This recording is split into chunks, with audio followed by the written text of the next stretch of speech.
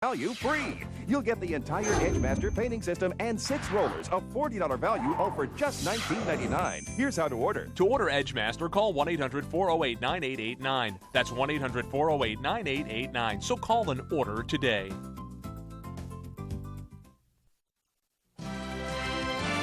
This is CNN.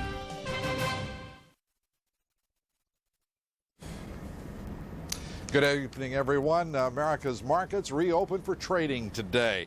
The sell-off today was swift and it was severe.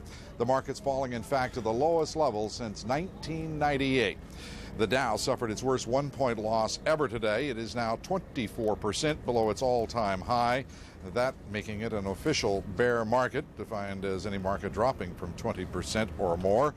Overall, the market's losing today almost $600 billion of market value. Today's sell-off coming despite a half-point interest rate cut by the Federal Reserve. The Fed funds rate is now at its lowest point in 9 years. The discount rate at a level not seen since 1962, the discount rate at 2.5%.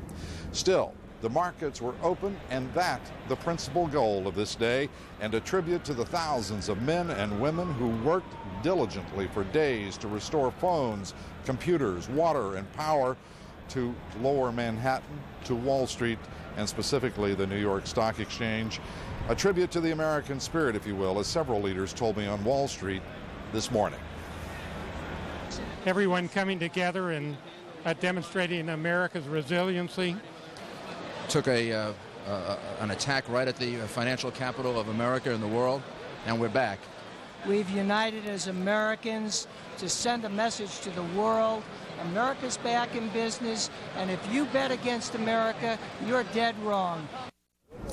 For more on the markets now, we turn to Christine Romans, who worked throughout the morning, my teammate for several hours this morning, in fact, down there, staying throughout the day on what was a historic session. Christine. Lou, it was a fierce sell-off on Wall Street. It was record volume, folks trying to make up for 4 days of shut markets here. 2.4 billion shares changing hands here today, and it was with heavy hearts and grim expressions that they sold these stocks, down 684 points, the biggest point drop ever, down about 7%.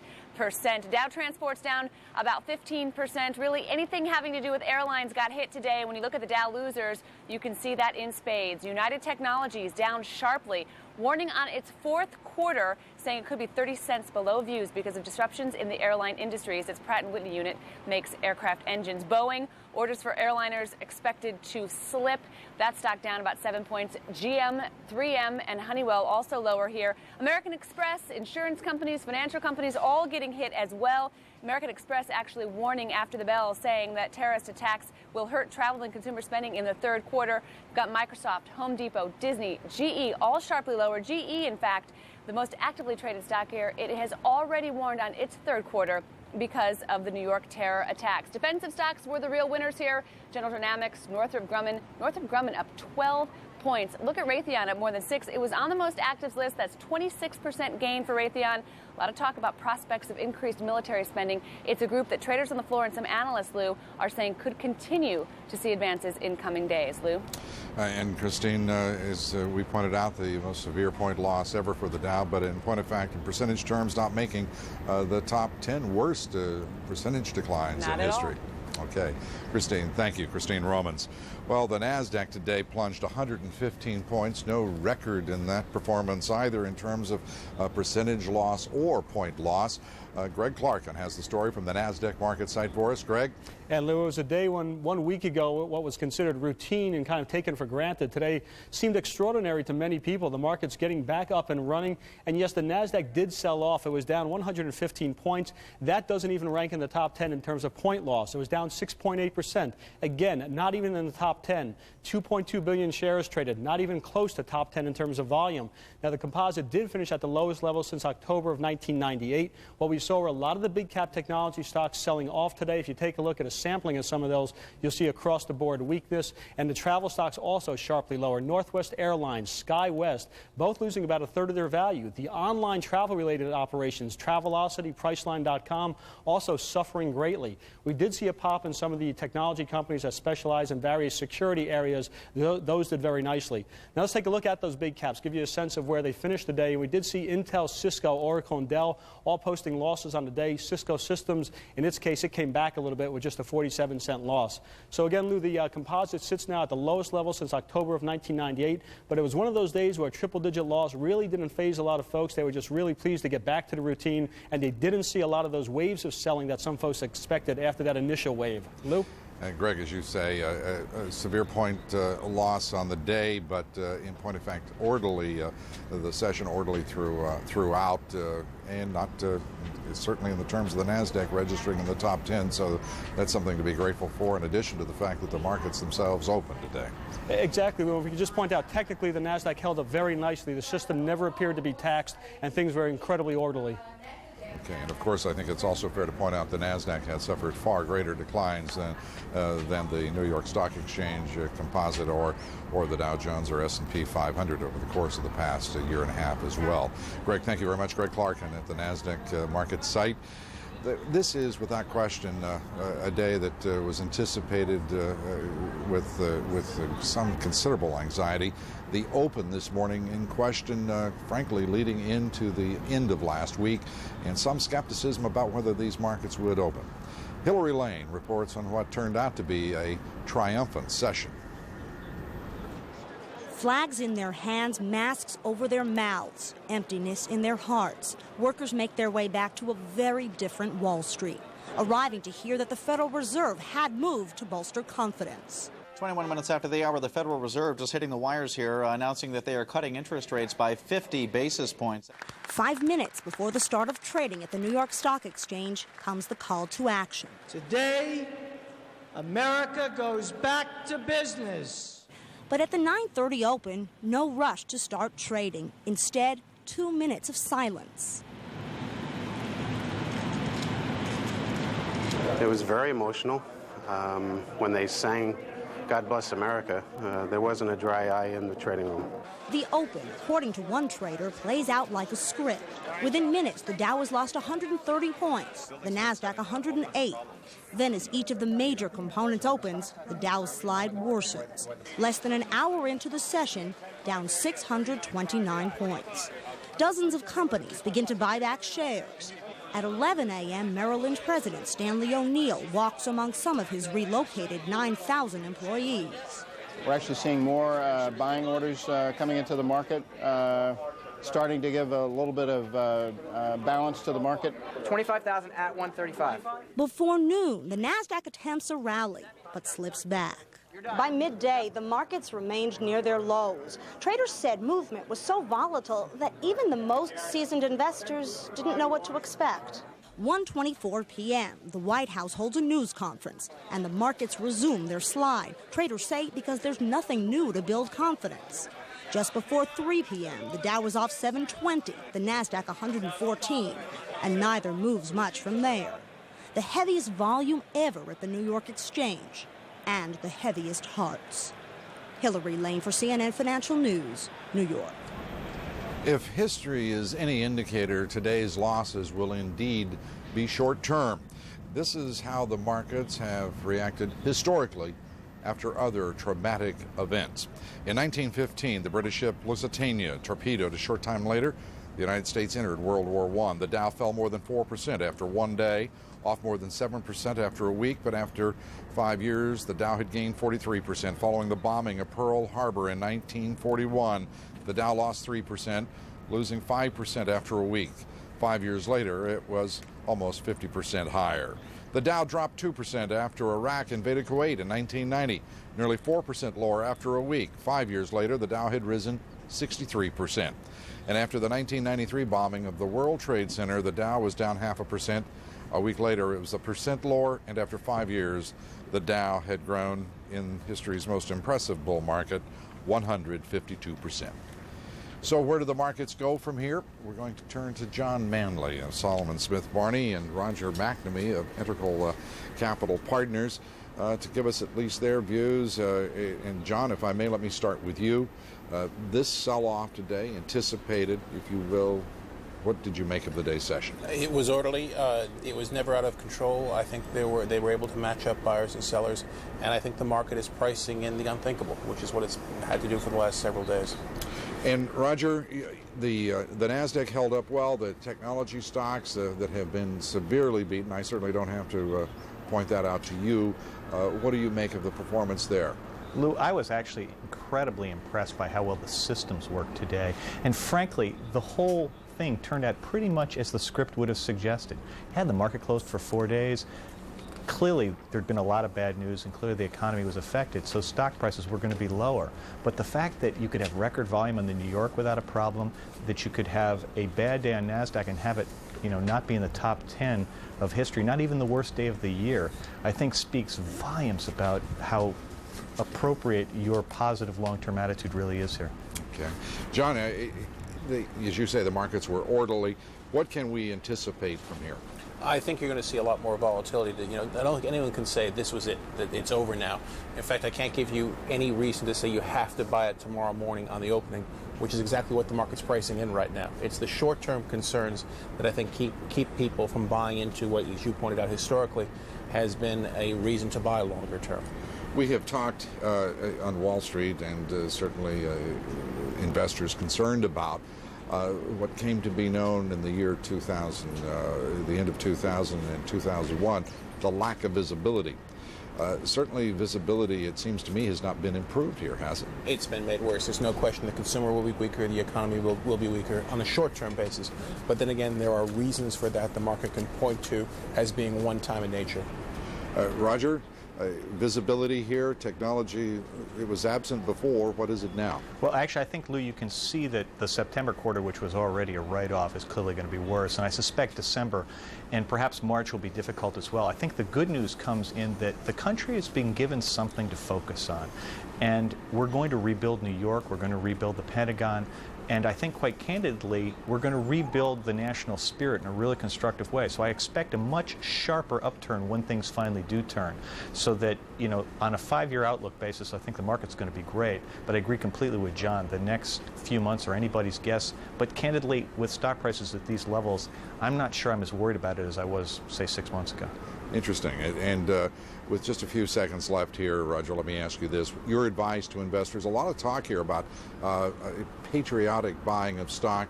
Your thoughts? I just don't think that's appropriate. I think people have to look at their own situation, but the United States economy is very strong, and technology will lead it when it recovers. John? The market will take care of itself, as a country will take care of itself.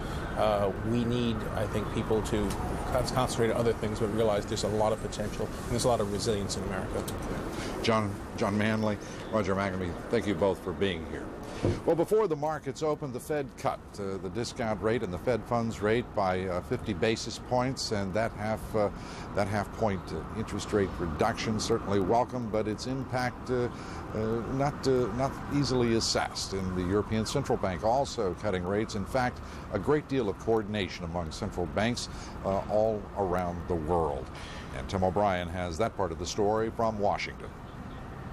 In lowering the federal funds rate from 3.5% to 3%, the Fed said even before the tragic events of last week, employment, production, and business spending remained weak, and last week's events have the potential to damp spending further. Frankly, I think it should have announced the cut last Friday. I think that would have been somewhat of a psychological boost to investors over the weekend. The Fed may have been less concerned about market fluctuations than with the system's performance in light of Tuesday's attacks. It said it will continue to supply unusually large volumes of liquidity to the financial markets as needed until more normal market functioning is restored. I think at this point they're really concerned, no matter what the market does, that there's adequate liquidity so that all of the trades can settle, so that people can trade out of their positions and make whatever transactions are necessary. And to some, an even broader message. I think what's important right now is the message coming from the Fed is, we know that we are facing a very uncertain situation. We're going to do what it takes. And I think that has the ability to change the thinking, the thought process, help to bolster confidence in the U.S. economy. President Bush, speaking at the Pentagon, said the underpinnings for economic growth are everywhere, even in New York. And after all, the Congress, in a bipartisan fashion, overwhelmingly passed a supplemental of billions of dollars, which will help not only get New York City up and running again, but will help provide some economic stimulus. It all costs money, of course. To pay for it, the White House and Congress appear to have tacitly agreed they may have to lift the lid on the Social Security lockbox. As for the Fed, it said the risks still remain weighted toward conditions that may generate economic weakness. And Lou, you know the translation. It means there could be more rate cuts down the road. Okay, Tim, thank you very much. Tim O'Brien from Washington. Well, Treasury Secretary Paul O'Neill was among those officials who were on the balcony to open trading at the New York Stock Exchange today. And earlier, I asked him for his thoughts on today's market. I'm very pleased the markets are open again. It's a beginning and end note for the U.S. economy that we have, in effect, a world financial switching center where buyers and sellers come together and make markets, and not having them for 4 days is really very unusual, not since the First World War. It's nice to have the markets back in business. These markets been closed, as you say, for 4 sessions. It has been a very long time indeed since that has happened. With that pent-up frustration on the part of buyers and sellers, this is not an entirely unexpected result in at least the early going today. Well, I think that's right. You have to always remember when you're looking at markets, for every seller there's a buyer, and for every buyer there's a seller. My guess is when we look a year down the road, the people who bought today are going to be the happy people. The people who sold will be sorry they did it. Well, this morning when you and I talked earlier, you said you felt that we would see new records in this market. I guess the question to follow up with here a couple of hours later is how soon?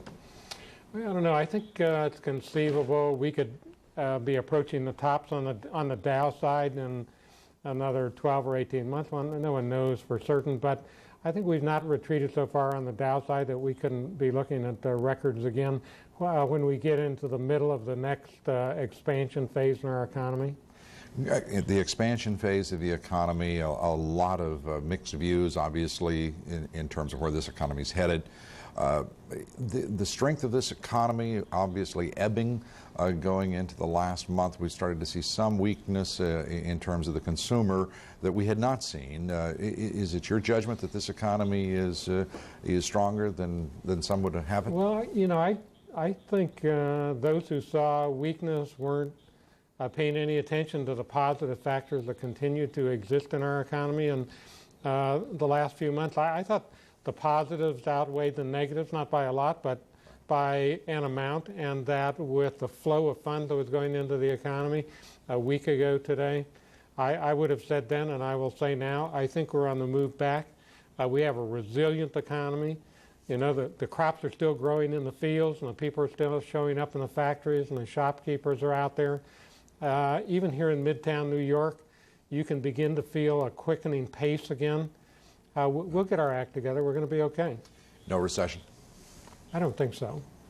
And in terms of the event that precipitated all of this, the devastating terrorist attack on the World Trade Center and the Pentagon, all of that, whether one looks at it geopolitically in terms of terrorism, howsoever, fundamentally there are economic and financial underpinnings. All that happened required money, planning, sophisticated maneuvers of money. Has your department and other agencies as well, have you found any links, any indications as you go from bank to financial institution around the world looking for the money of Osama bin Laden and other countries or organizations? Well, you know, I think for some time we in the United States have lived in our minds in a world that was free from terrorists and the murders, and it turns out we were too soft in our understanding of what could possibly happen to us. And what you're going to see now is an all-out attack on, first of all, labeling terrorists and suspected terrorists, and then systematically going after their financial assets, not just waging a usual kind of war against these kind of people, but waging a financial war and enlisting the leaders of civilized world countries and their financial institutions in helping us identify who these people are and where their money is and taking it away from them. Mr. Secretary, let me put it straightforwardly. There are countries and banking systems within those countries that have said they are either neutral or not to be in any way complicit in an investigation by the United States or any number of other countries. The President has said you are, in effect, either with us or against us. Does that apply to international banking? Absolutely. Absolutely. The civilized world needs to band together. We need to use all the tools that are at our disposal to get these people, and we intend to do that. Mr. Secretary, we thank you for being with us on this opening day of the New York Stock Exchange and return to what we hope is normalcy in U.S. markets and markets around the world. Thanks for having me. Well, amongst those markets, of course, importantly, the bond market. Now, bonds normally rally when stock prices decline. But today was an exception as the decline in the equities markets as they reopened today swamped the bond market as well. Economics correspondent Kathleen Hayes is here now to explain what happened. Kathleen.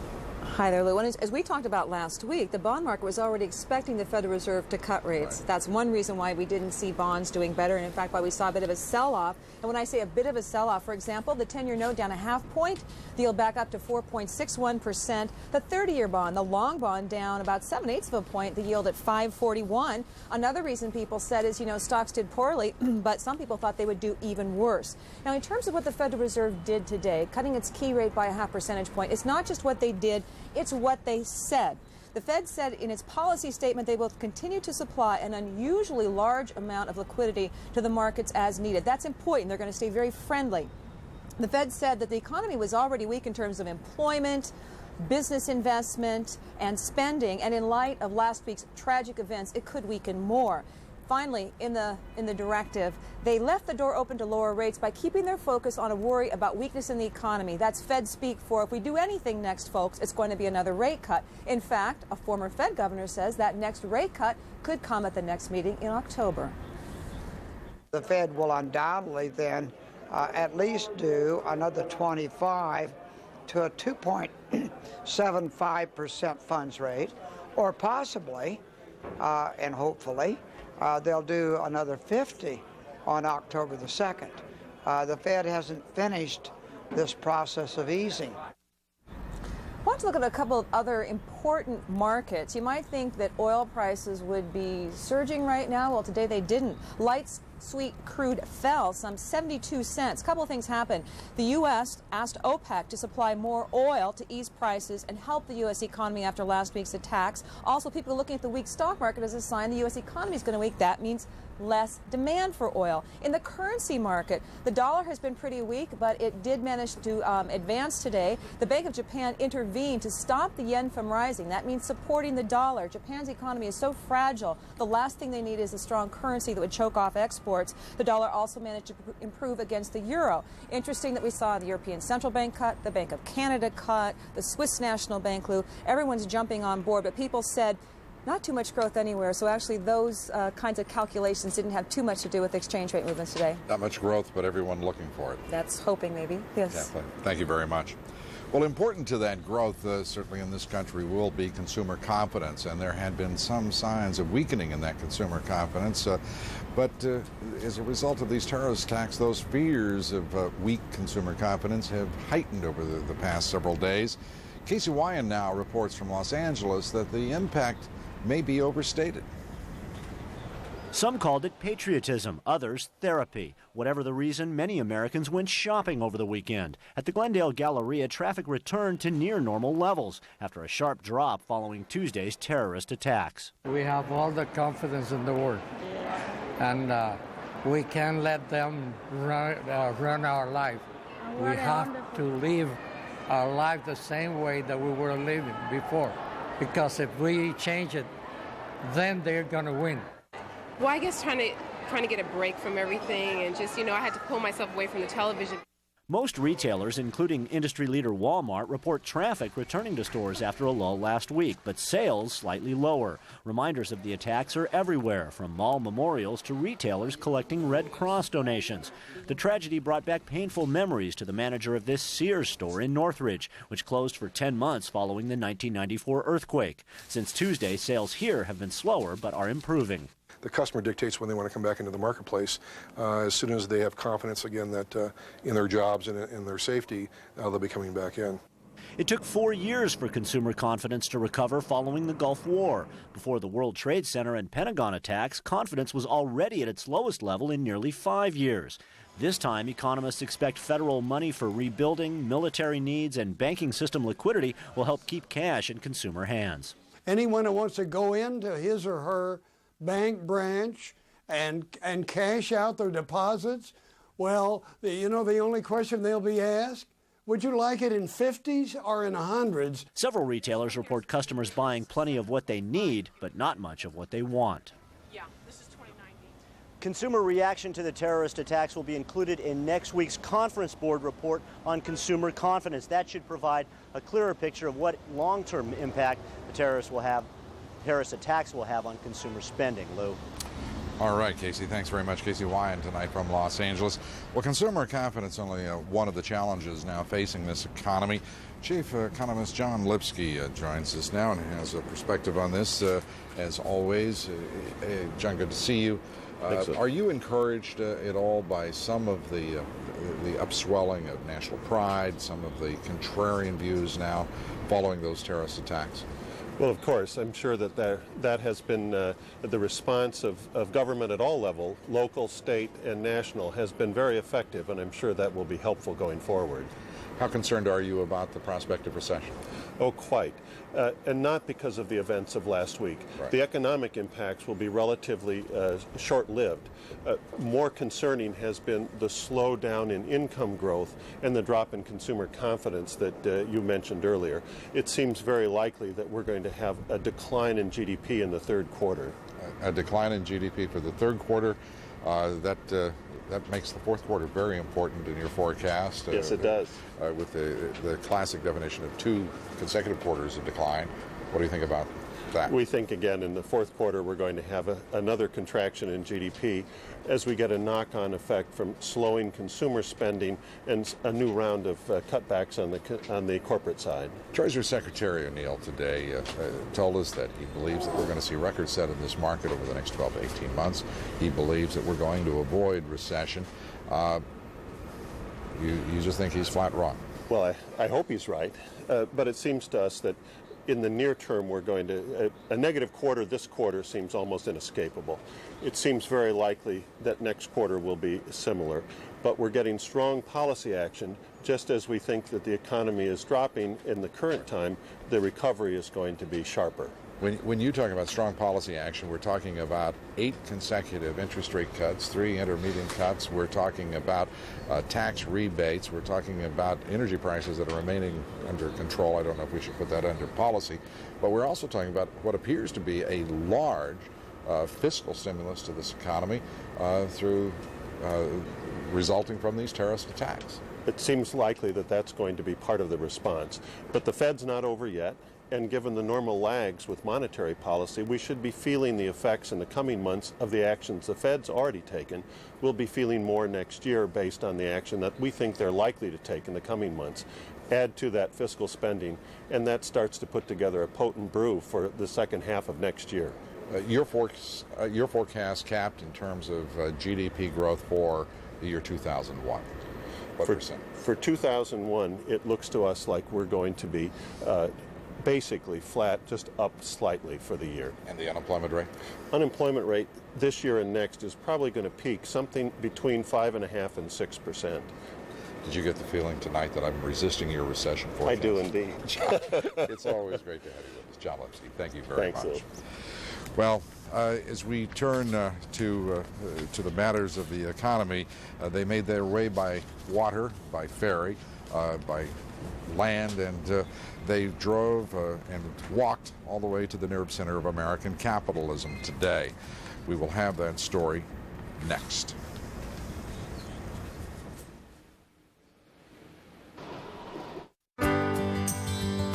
They're coming through town. Williams volunteers from all over the country, riding along pipeline routes, raising money for the United Way. Last year, $16 million. This year, even more. Please support your local United Way with a contribution that stays in your community. We don't think of it as charity. We think of it as our investment in a better world. Enter a new era of discovery at Bristol-Myers Squibb, where groundbreaking genetic research is underway. Winning the Tour de France was a victory for cancer medicines. But Luke, it's just the start of incredible things to come. At the Bristol-Myers Squibb Center for Applied Genomics, researchers strive to unlock the secrets of breast cancer, Alzheimer's, and diabetes to lead the way in new frontiers against disease. Hope, triumph, and the miracle of medicine. Bristol-Myers Squibb Company. Have you gotten yourself into too much credit card debt? You may be able to point and click your way out with a second mortgage from Ditech.com. Whether you have equity or no equity, Ditech has a second mortgage with a no closing cost option that may help lower your monthly payments. Why pay minimum monthly payments when you can pay off your high interest debt with a second mortgage from Ditech.com? For fast, friendly service, apply online or call us at 1-800-71-FIXED now.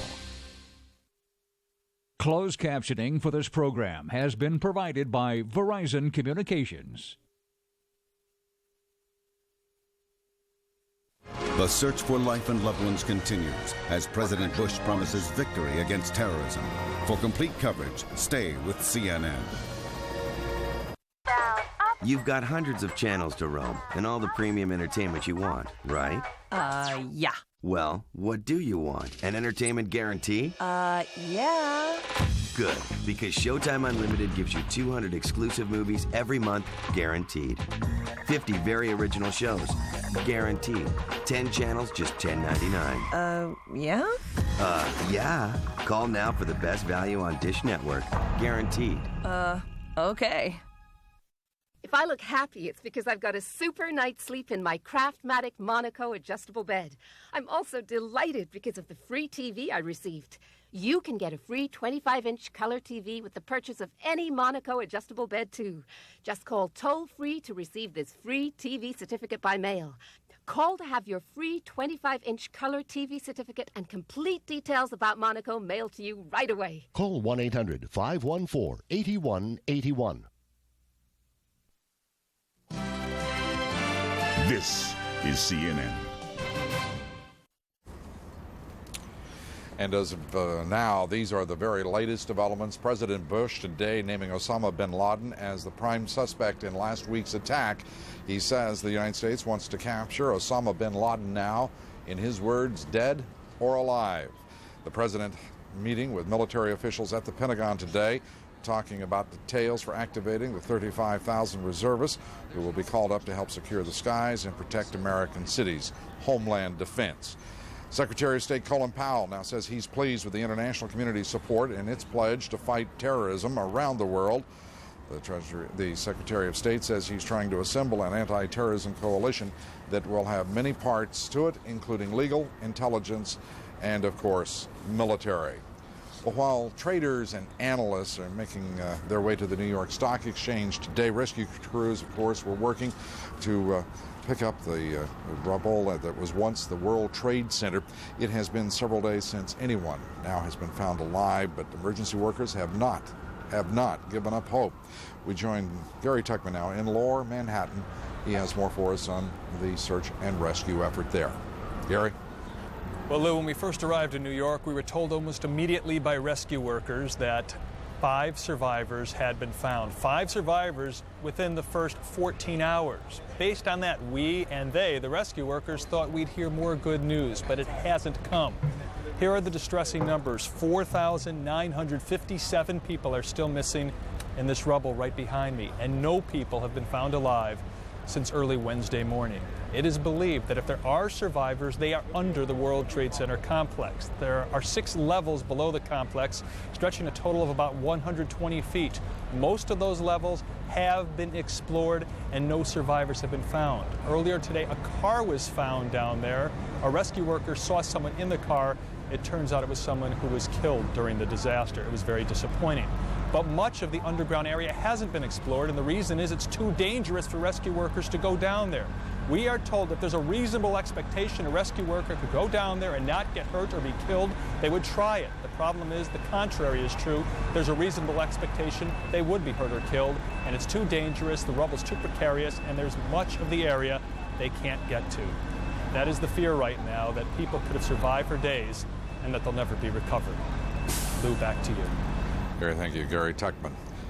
Well, today on Wall Street, the insurance industry, insurance companies, certainly the worst hit sector on Wall Street, along with the airline sector. Investors are now predicting that the large insurance claims in the wake of Tuesday's attack will have a significant impact. Insurance issues across the board, and those companies, Allstate, which lost $0.50 a share, AIG, Chubb, Cigna, all down well over $3 a share, MetLife losing almost $2 a share. The largest commercial insurer now says while claims will be significant as a result of the terrorist attack, they will not affect the company's bottom line.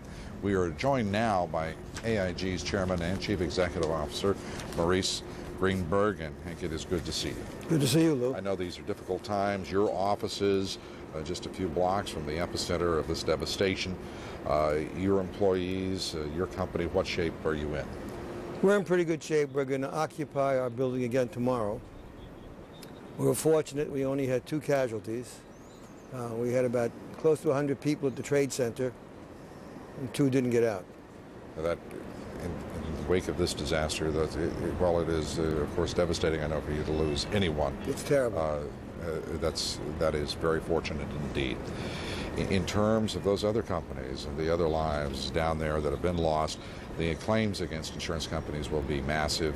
How significant will the claims be against your company, the largest commercial insurer?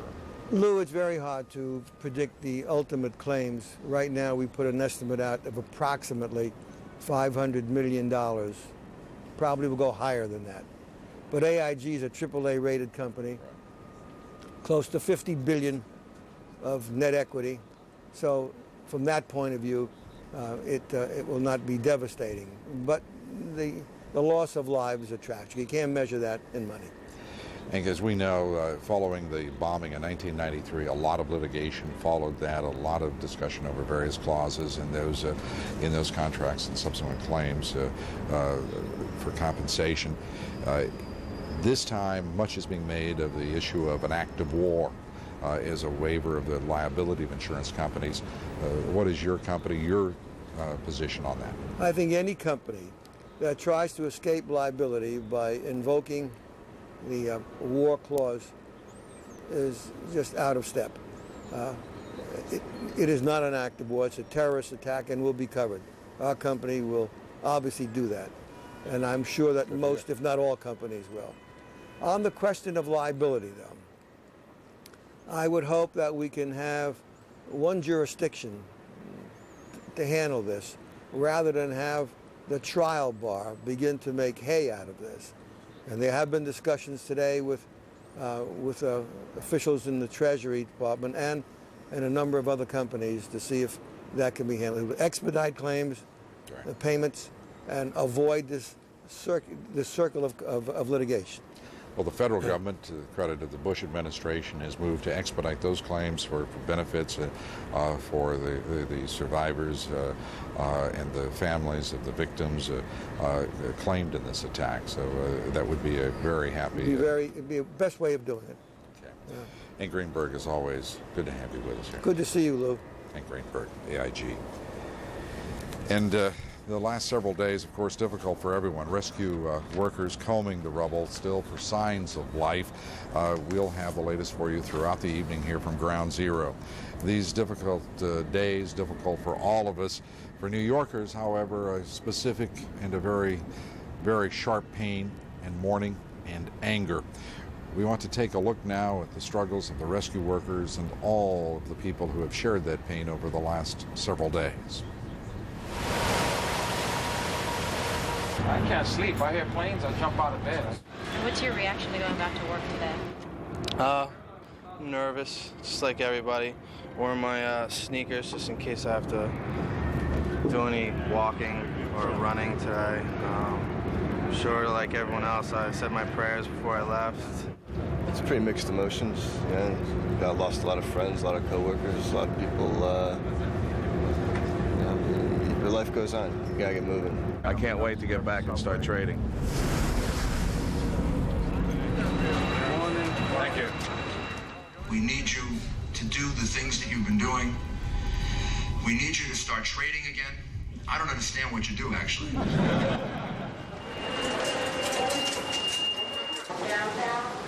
Things are definitely not normal. There's excitement about getting back to work, about getting back to normal. Our city has has cameras and has police everywhere. It's almost like we're a military zone. Driver's license.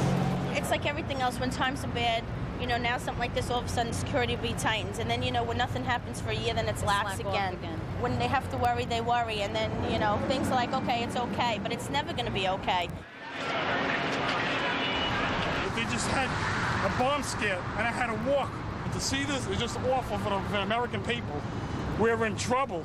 We have to fight back these people and keep on going. There's only three things that I think has pulled everyone together, and that's hope, faith, and love.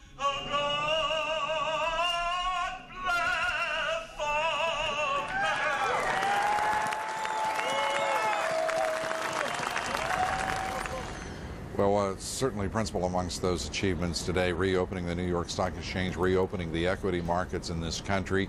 The result, large losses in the indexes, and specifically in a number of sectors. I mentioned the insurance industry and, of course, the airline industry in particular.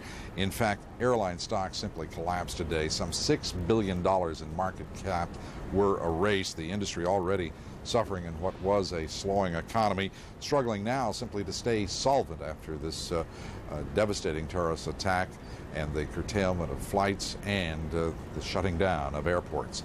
Kitty Pilgrim has the report on prospects for the industry. Airline stocks sold off heavily on the day. American, Continental, Delta, and United heavily hit right from the start of trading. Few carriers were spared from the sell-off. Continental put 12,000 workers on hold over the weekend. U.S. Air is cutting 11,000 workers. CNN has learned American and Northwest cuts are imminent.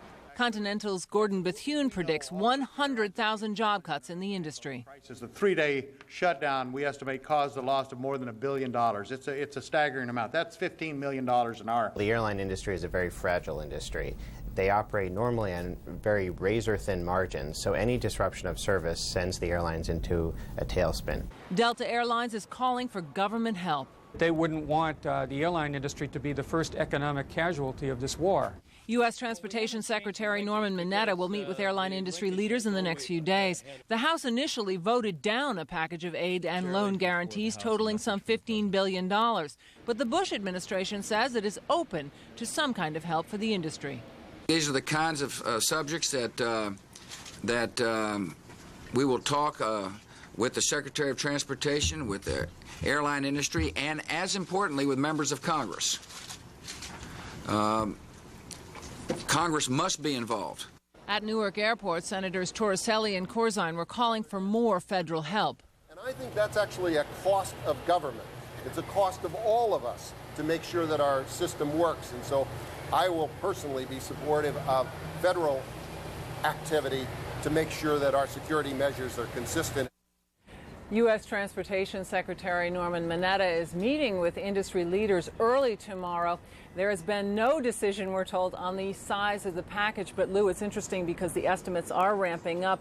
The initial cash settlement was $2.5 billion. It's now probably double that, we're told, by congressional leaders, and $20 to $24 billion in additional assistance, including loan guarantees. And the assistance, as you point out, desperately needed. Kitty, thank you very much. Kitty Pilgrim.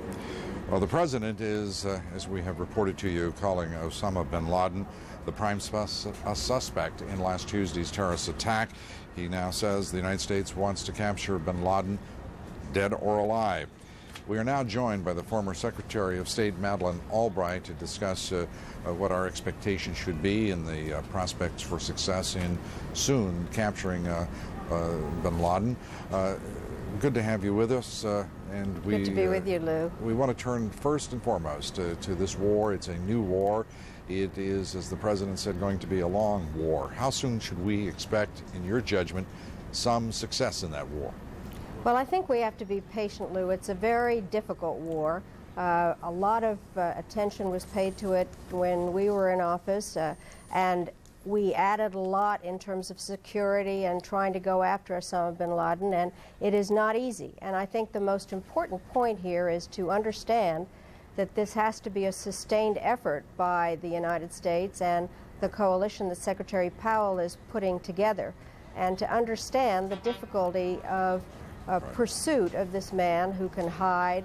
Very hard to get concrete intelligence on him, and we have to just keep, as the President said, we've got to stay with it.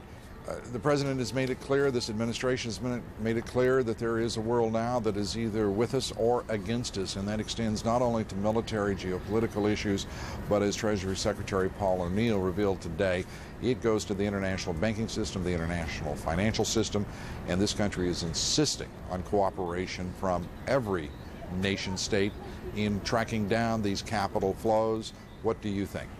Well, I think it's very important that people cooperate, and the point made by Secretary O'Neill is essential. We found that it was important to have international cooperation on tracking down money. It's kind of a new activity, but we did it with money laundering and drug dealers, as well as looking at what was going on in Serbia. So this is something that does require international cooperation. It requires the banks to cooperate, the governments to cooperate, and following the money is an essential aspect of putting a noose around Osama bin Laden's operation. And the impact of this new world that we are now engaged in on business? Well, I think that obviously it will have an impact on business, but I was very interested in all your report today about the fact that the market worked. And I don't think we should underestimate that. That's a big deal, the fact that after these days of disruption, they were actually able to do business. And it's important for us to have confidence in America, to invest in ourselves. That, in effect, provides a certain amount of confidence to the rest of the world because we're in all of this together. I think the biggest job we have is to persuade the other countries and the other businesses in countries is that our interests and their interests are the same, and that we're all in this together, bonded in an economy that is clearly interdependent. Well, thank you very much, Madeleine Albright, former Secretary of State. We will continue with Moneyline in just one moment. We're going to bring back our guest this evening to participate in a roundtable to assess the economic and the political prospects. Stay with us.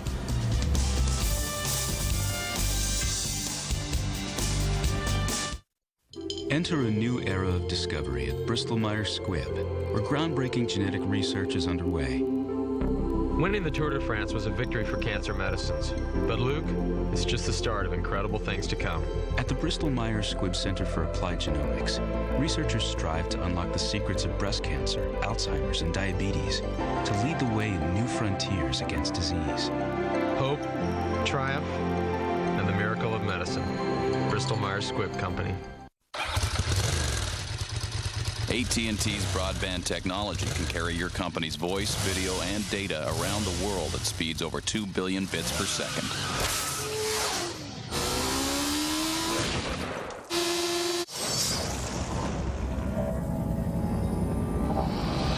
Buckle up.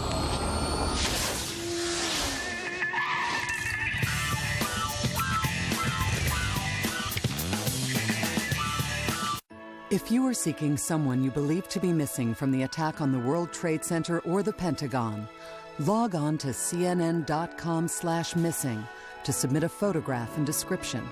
Please include your contact information. As the story continues to unfold, join Aaron Brown every weeknight at 10 for the latest developments and in-depth coverage of America's new war. A CNN special report with Aaron Brown every weeknight at 10 Eastern on CNN.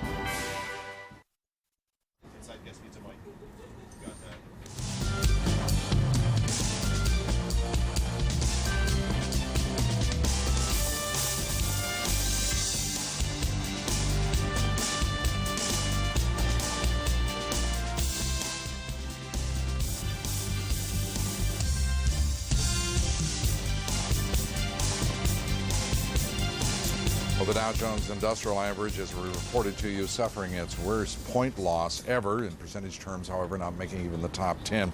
We have asked our panel to come back with us and we're going to engage in a little, if you will, a roundtable about what the prospects are. John, let me turn to you first. We've seen this significant decline What should we, in point of fact, be thinking about as investors now? I think we decide how we try and play it for the long term. Figure out what you want to buy in the weeks and months ahead. John? Absolutely. The latest events suggest that we're going to have a negative period in the near term, but it also sets the stage for stronger recovery in the course of the coming year.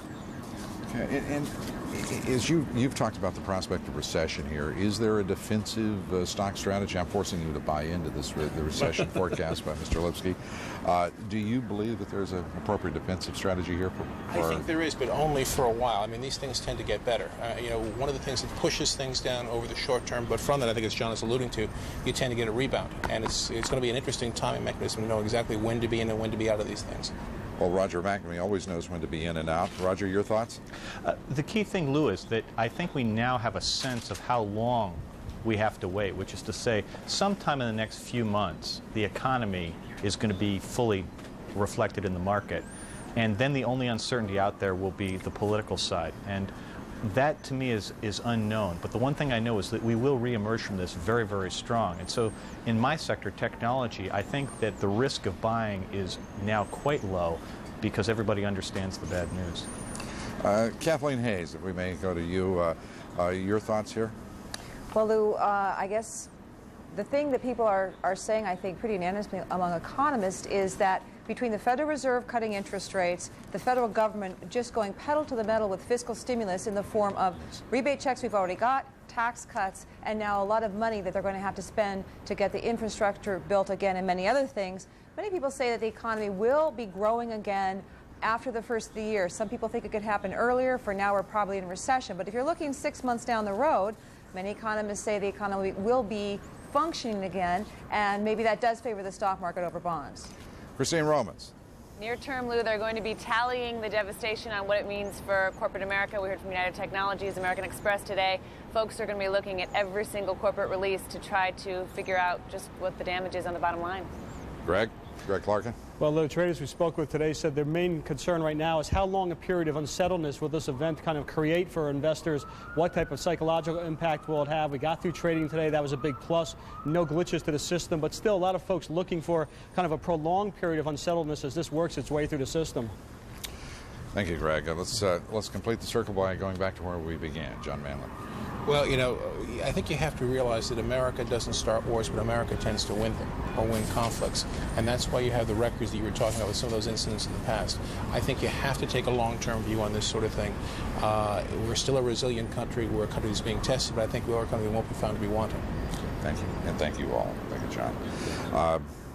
America went back to work today on Wall Street. Markets opened, but no one did so without remembering those lost. We'll take a look at that next. They're coming through town. Williams volunteers from all over the country, riding along pipeline routes, raising money for the United Way. Last year, $16 million. This year, even more. Please support your local United Way with a contribution that stays in your community. We don't think of it as charity. We think of it as our investment in a better world.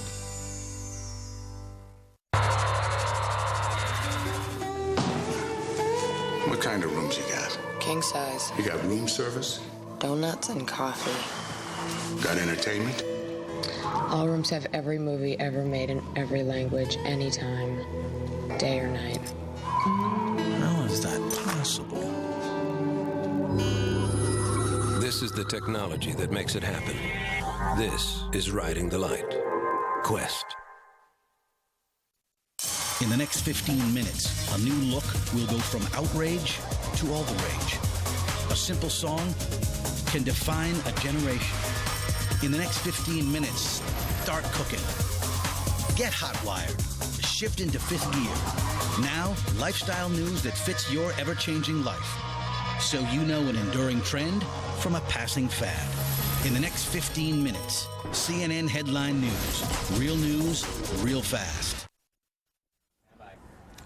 Time now to take a look at some of your thoughts. Many of you are writing in to pay tribute to the rescue workers and their ongoing work at the World Trade Center. W.R. Joyce writes to say every American can do something to support the market, saying all Americans should buy and tell their broker they're buying for the long term, not for short-term profit.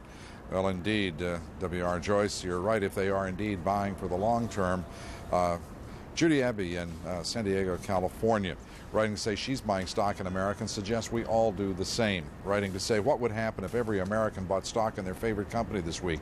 The stock market would soar and so would hopes for our future. I have to say that that is a wonderful thought, motivated by the best of spirit in America. But again, I would suggest to you, if I may, Judy Eby, that you be serving your self-interest and making markets work the way they should. As John Manley put it, these markets will serve themselves as they have all of us for a couple of hundred years now. Zenobia, a junior at the University of Washington Business School in Seattle, says that terrorist attacks will spawn a new form of generosity, one that will define who we are for centuries to come. And she writes, although we might be perceived as greedy by less prosperous societies, our resilience to the evils of terrorism will project our image to the world as hardworking, humanitarian, and anything but greedy. Well, we want to remember always those who lost their lives here. Many Americans returning to work today on Wall Street, trying to conduct business as usual, but not before taking a few moments to remember the victims of last week's tragedy.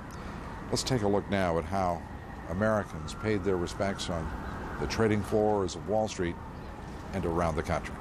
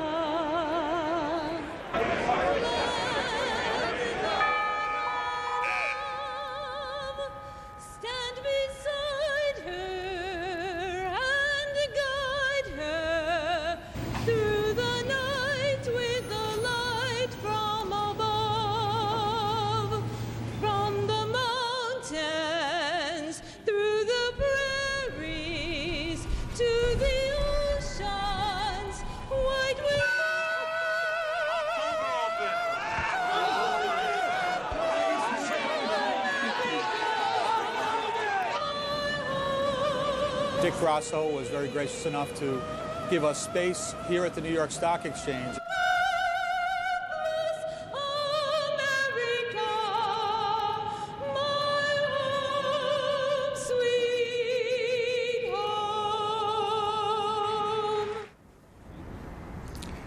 The markets have reopened, and the hard work, goes on. That's this edition of Moneyline. Thanks for being with us. I'm Lou Dobbs. Good night from New York. Our continuing coverage, America's New War, continues in just a moment.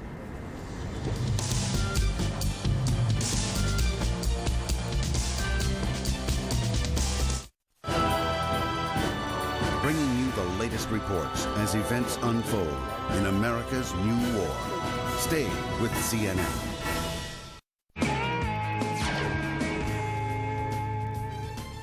I'm Lori Farkas for Dish Network FYI. Do you have a certain group of regular television channels that you always watch? Then you should set up a favorites list. To begin, press your menu button and select Favorites option.